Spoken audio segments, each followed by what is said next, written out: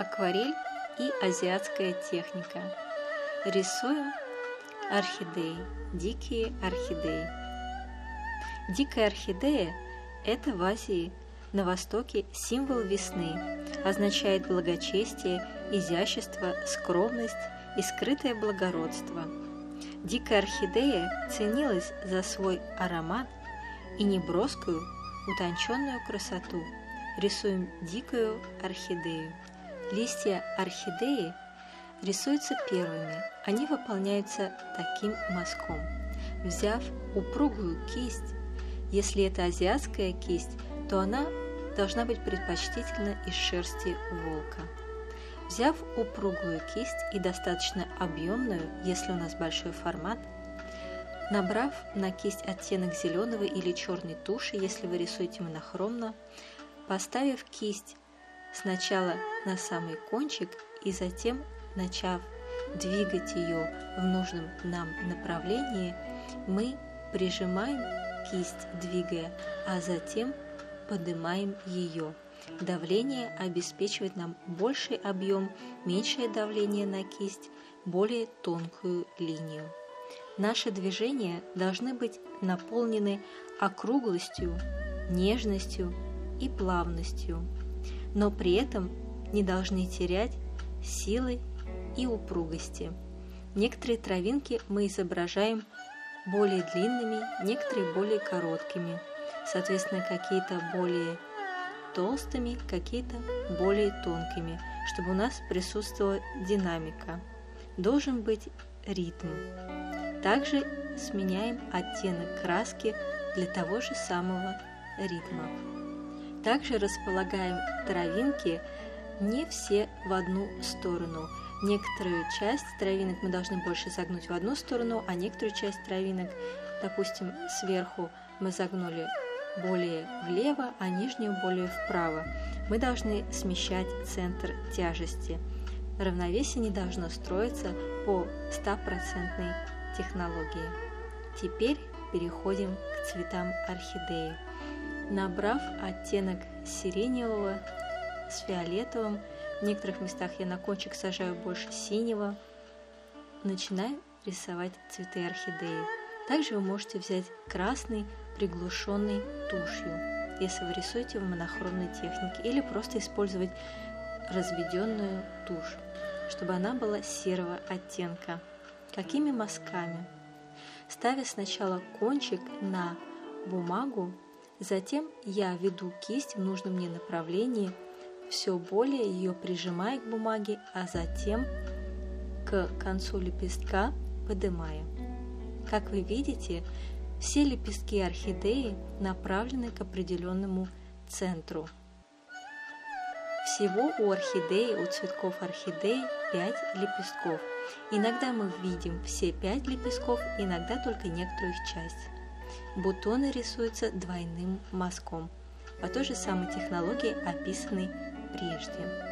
Не рисуйте все цветы орхидеи одинаковыми, меняйте оттенки цвета и также, соответственно, ракурсы, чтобы где-то было видно все 5 лепестков, где-то видно только часть из них, где-то полураскрытый бутон, а где-то бутон, чтобы была динамика развития цветка от самого зарождения до почти увядания.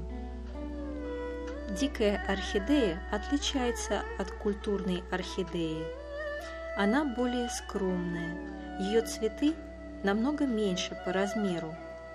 Она как бы прячется за травой, поскольку она обозначает скромного и благородного человека.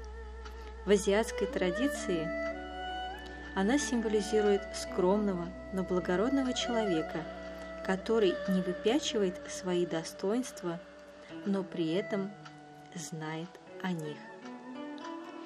Старайтесь располагать цветы орхидеи не все на одном уровне. Их может быть по нескольку на одной веточке. Некоторые цветы даже можно спрятать за травку.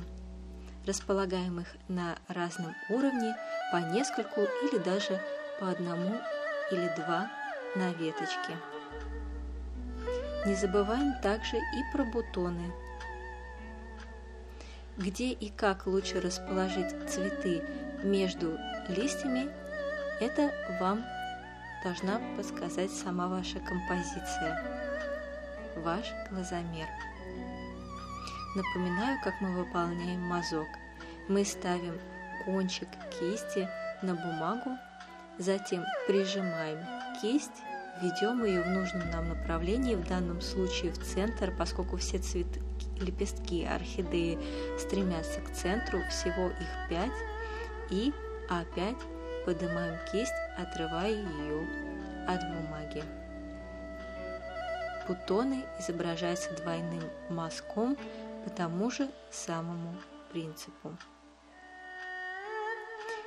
После того, как мы закончили цветы орхидеи, мы должны пририсовать стебель. Каким образом я рисую стебель? Самым кончиком кисти, набрав оттенок зеленого, я веду линию, дугообразную линию, которая будет следующая насаживаться на предыдущую. И затем от цветков, которые не попали, не пересеклись со стеблем и остались не насаженными на него, к ним я подвожу тонкие веточки. По такому принципу я изображаю стебли, подрисовывая их ко всем цветам орхидеи, нарисованным мной прежде. Этот мазок можно выполнять как снизу вверх, так и сверху вниз, двигаясь от самих цветов к основанию стебля. Также можно работать и прежде изученным нами мазком, когда мы двигались по принципу вверх и немного назад, вверх и немного назад, наращивая стебель постепенно. Также мы не забываем подрисовать стебли и к бутонам. Все по тому же самому принципу, работая самым кончиком кисти. Но все зависит от объема, от формата, на котором вы рисуете. Соответственно, если ваш стебель более толстый, более объемный, вы более прижимаете кисть, допустим, до ее середины. Или иногда даже может потребоваться прижать и до пяточки. Теперь приступаем к оформлению серединки цветка. Ее выполняют каллиграфическими точками, сгруппированными каллиграфическими точками, таким мазком, который нам, в принципе, незнакомым, допустим, с этой техникой, с техникой каллиграфии, будет напоминать это больше похожие не на точки, а на запятые. Такие сгруппированные точки взяты из каллиграфии. Выполняются они таким образом. Если вам покажется это сложным и трудноусваиваемым, вы можете просто поставить обычные точки, кончиком кисти немного прижимая кисть, в зависимости от объема цветка, в котором вы прорисовываете серединку, который я сейчас рисую в бутонах. Также можно поступить и с открытыми цветками, набрав более темный оттенок фиолетового или черного. Закончив с серединками, мы переходим к дальнейшему оформлению композиции. Одну из орхидей я решила расположить на камне. Дикая орхидея может расти на камнях, на земле и в корневищах деревьев. Сейчас я изображаю камень.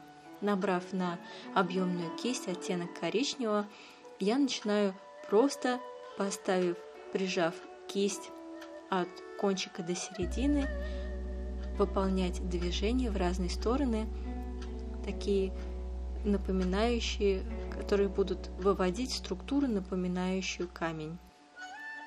Даже если кисть распушилась, я все равно продолжала ей выполнять несколько мазков. И теперь подрисовываю почву. Набрав оттенок коричневого, я просто прижимаю кисть от кончика до самой пяточки к бумаге, тем самым прорисовывая почву. Я решила задать почву И под одной из орхидей и немного обозначить эту почву и под тем камнем, на котором растет вторая орхидея. В этот коричневый я местами ввела немного и зеленоватого оттенка, развивая почву в интересных мне направлениях, все так же прижимая кисть целиком от кончика до самой пяточки. Можно было взять и более объемную кисть. Немного еще поработаю с камнем. После этого, задав темным оттенком коричневого еще несколько самым кончиком структурирующих движений, более подчеркивающих структуру камня, чтобы было ярко выражено, что это камень. Это последние мазки в этой композиции. Надеюсь, вам было интересно. Оставляйте, пожалуйста, комментарии, что бы еще вам хотелось, чтобы мы вместе нарисовали. Благодарю вас за просмотр.